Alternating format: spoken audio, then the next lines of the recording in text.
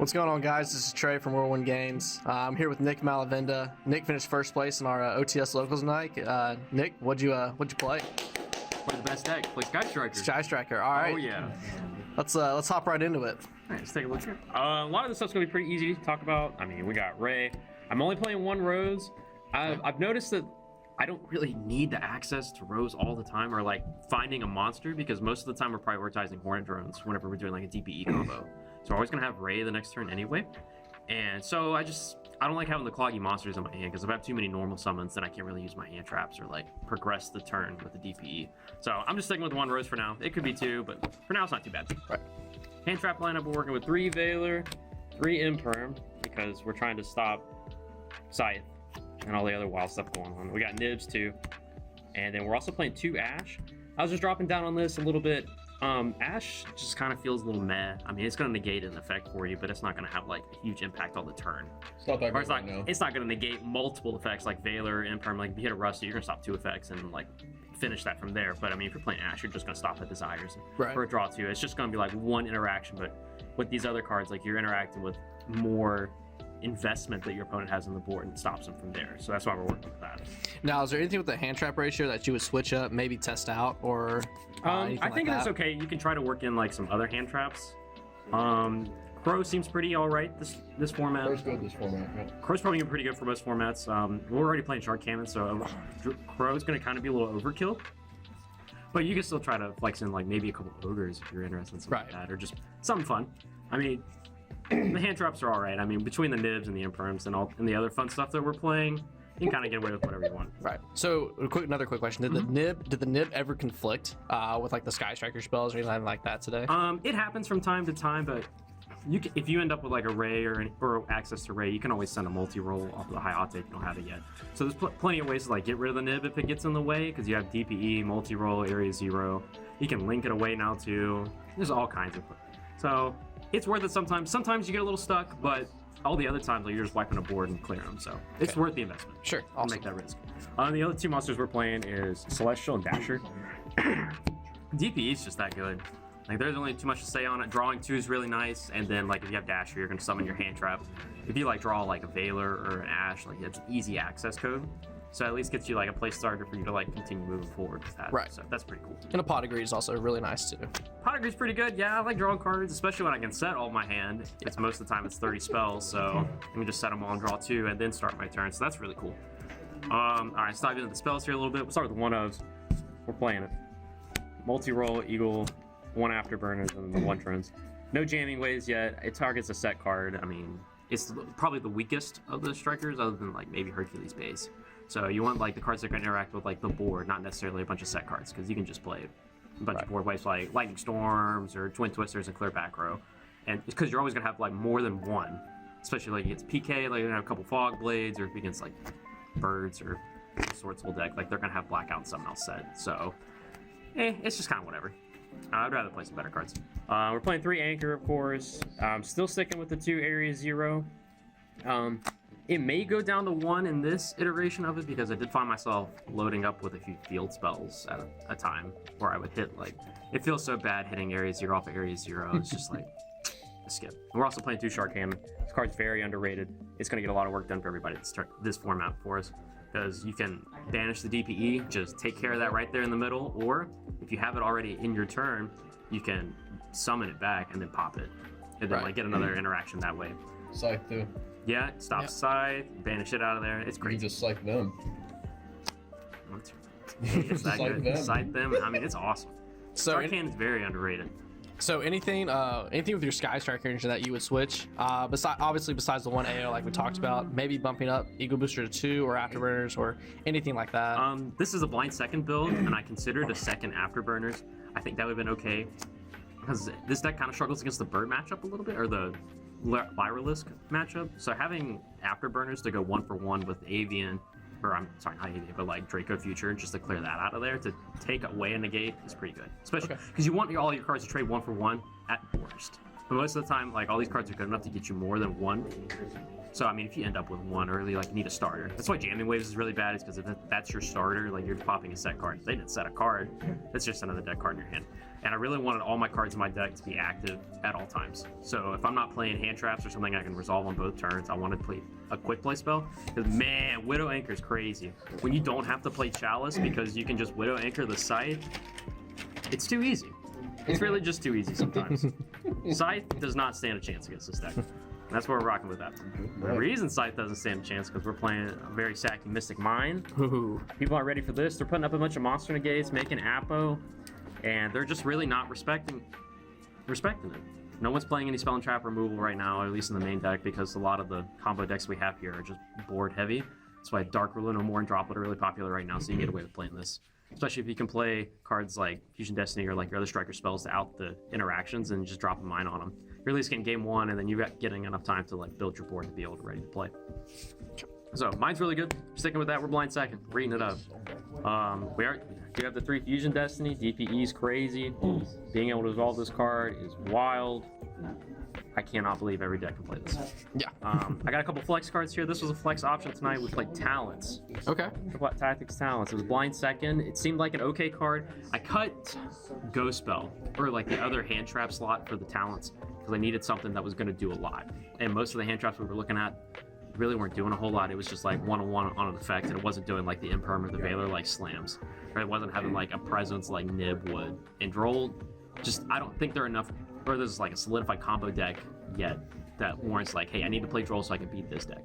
Like Drytron's not really popular anymore, so we don't need to play the Drolls. But I mean, something like a deck like that searches a lot, or Striker's like really popular, you do want to play the Drolls, but those are like meta dependent. And at the moment, we didn't really need them. So I like Talents because it interacted with a lot of the board. And the versatility of like just being able to say, hey, I need to draw 2, because everyone's going to summon DPE.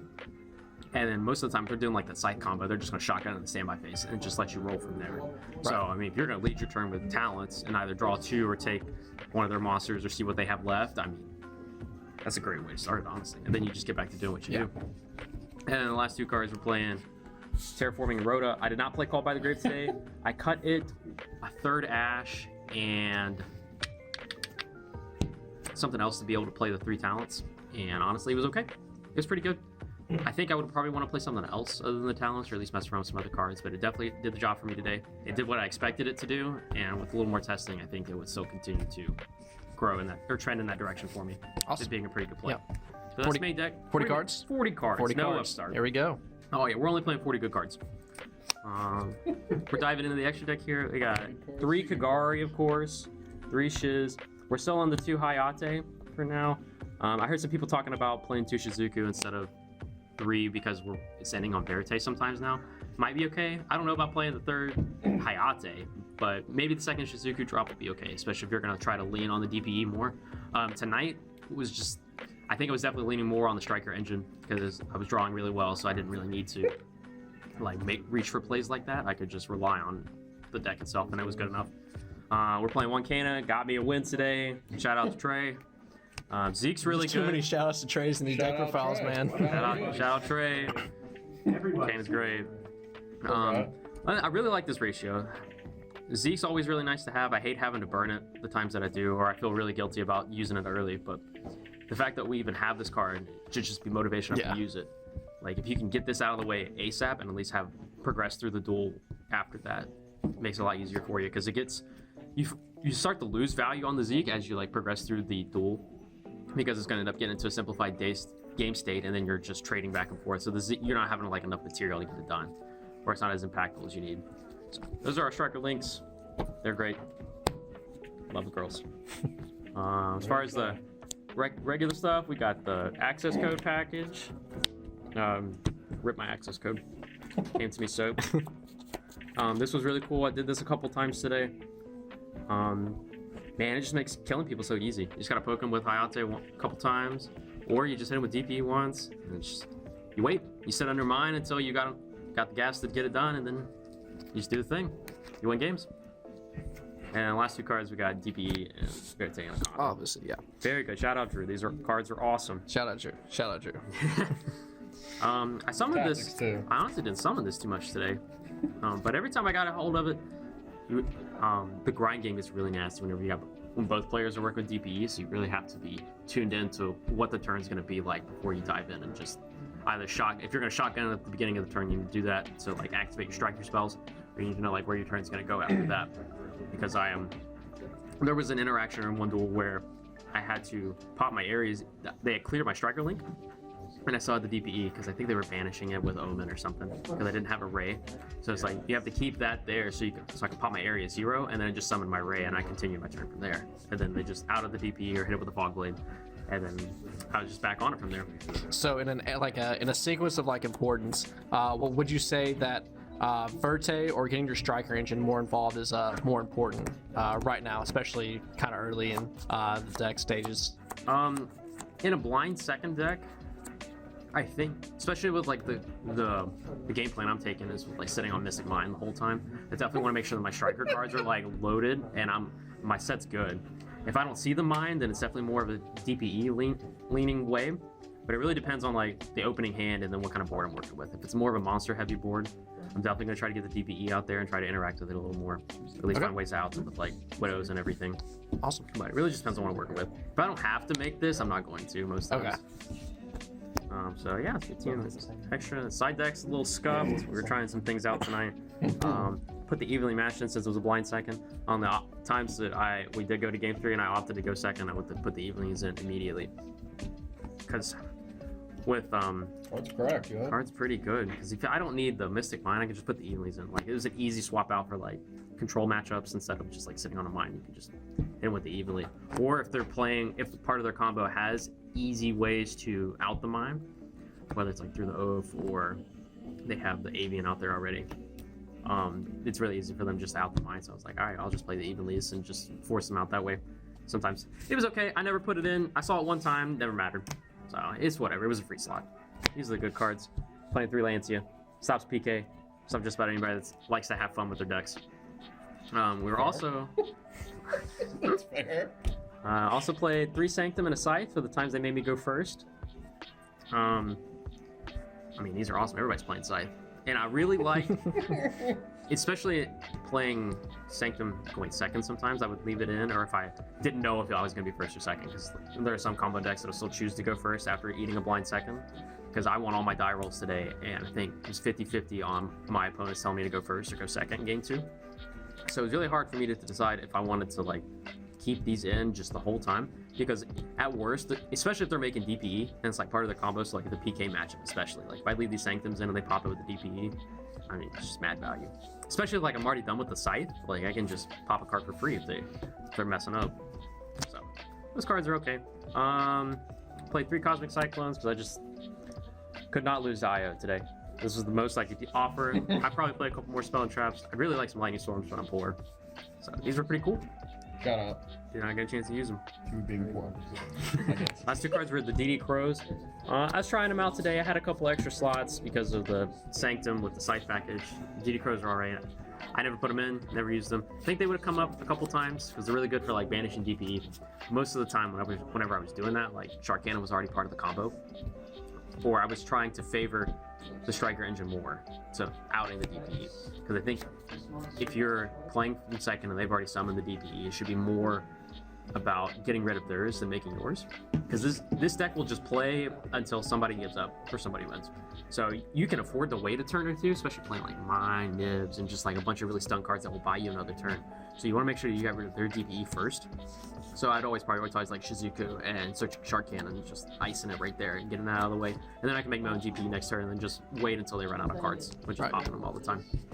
So is there anything in the side deck that you would switch up, maybe test out, or kind of what you're rolling with? Your thoughts right there? I want to try out a couple more hand trap options. This was a little more tailored for this locals here. It's a little more trap heavy. Token collectors are really cool. That Sword Soul deck is really nice. Like they put up a lot of interactions on there, and you need to have like a lot of cards to interact with that. For sure. And if you draw like a hand with like Afterburners or like a Fusion Destiny or just something that isn't a quick play, like you're really good quick plays. It's really hard for you to like be able to interact with something like that.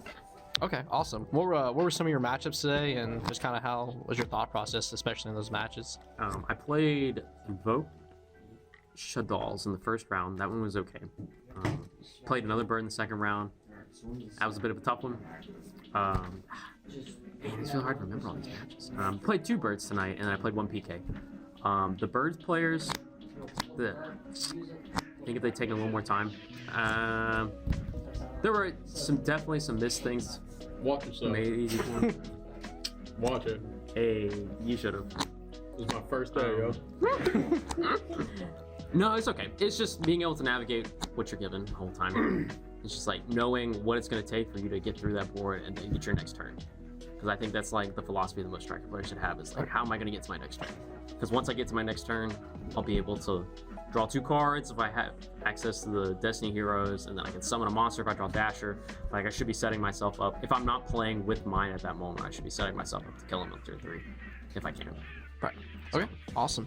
Yeah. It's just a lot of freestyle. It's a really good deck. I mean, you have the options to play Shark Cannon, so this deck doesn't have to. And you also have Widow Anchor, so you don't have to play Forbidden Chalice, which I noticed a lot of other decks are taking a minus on because if they don't have droplets, like they're still going to play Chalice with the droplets, or if they don't see the Imperm. So that's like an extra slot they're missing out of their deck that I'm already using in mine with the Widow Anchor. Like, it's the best card in my deck. Yeah.